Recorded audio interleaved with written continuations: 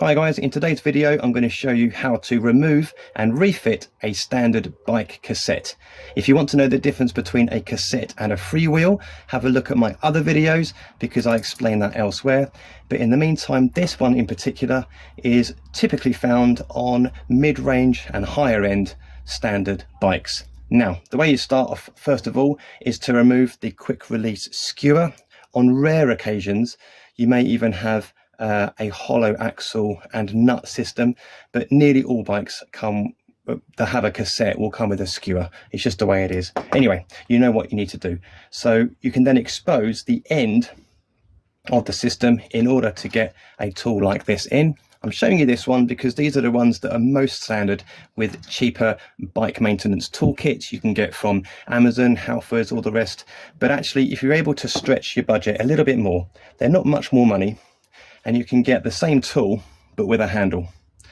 It might be this is on super tight, in which case actually you're going to need this and use it with a long handled ratchet or a breaker bar, but hopefully this won't be on too tight.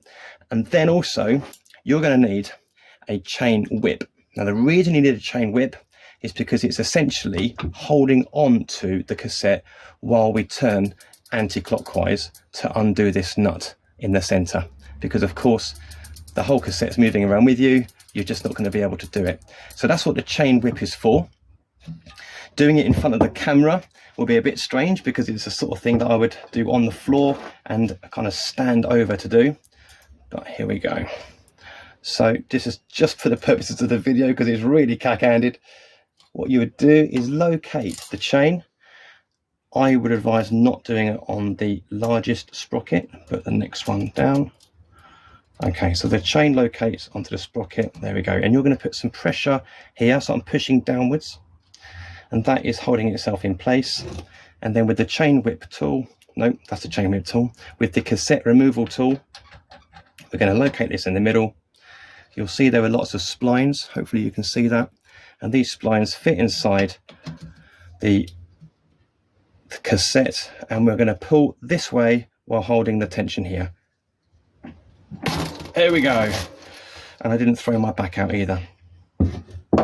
Now you can just use the other nut tool if you wish to remove this. There we are.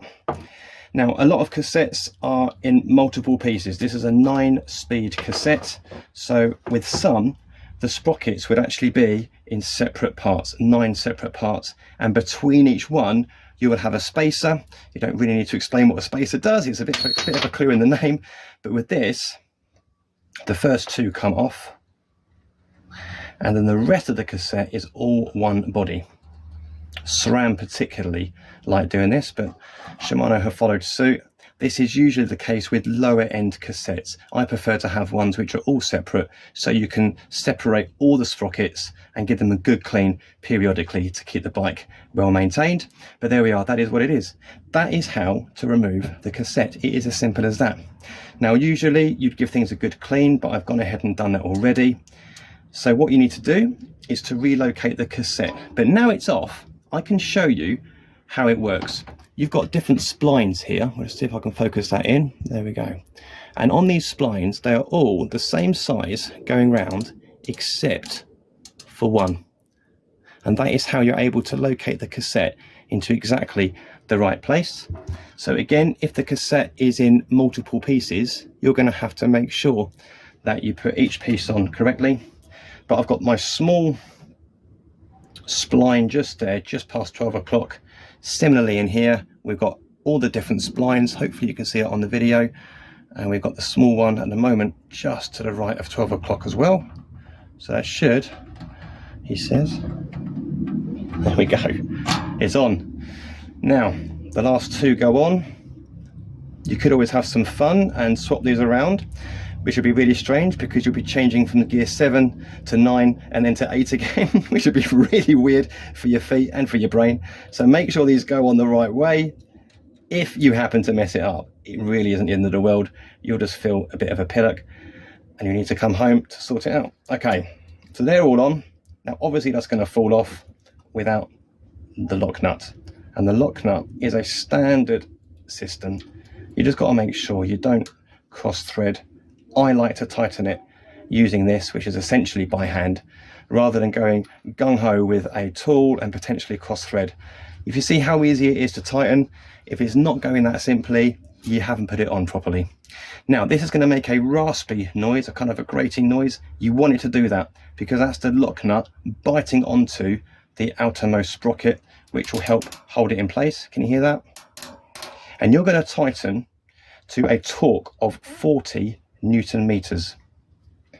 If it were me, I would use a torque wrench, but for the purposes of the video, I'm just going to pull this down and go pretty tight, almost as tight as it was when I undid it earlier on. But as I say, I would recommend using a torque wrench. It's a good investment and you will absolutely get your money's worth over the decades that you'll be able to keep it. But nevertheless, you'll notice that there is no need now for a chain whip because we're going clockwise. The cassette is holding itself. So you tighten this up and you would tighten it to 40 Newton meters. Oh, look at that. It's exactly 40. And there it is. The cassette is in place. It's as simple as that. Don't be scared and don't be put off by what seem to be big jobs, particularly when local shops are charging an awful lot of money. Most of the time, they're charging you for the fact that you can't do it. So prove them wrong, buy yourself a handful of tools and enjoy working on your bike yourself. As ever, thank you so much for watching. Please remember to subscribe and to like, and do add a comment if you would like me to video anything in particular related to bike repair videos. Thanks very much, stay safe, and I'll see you next time.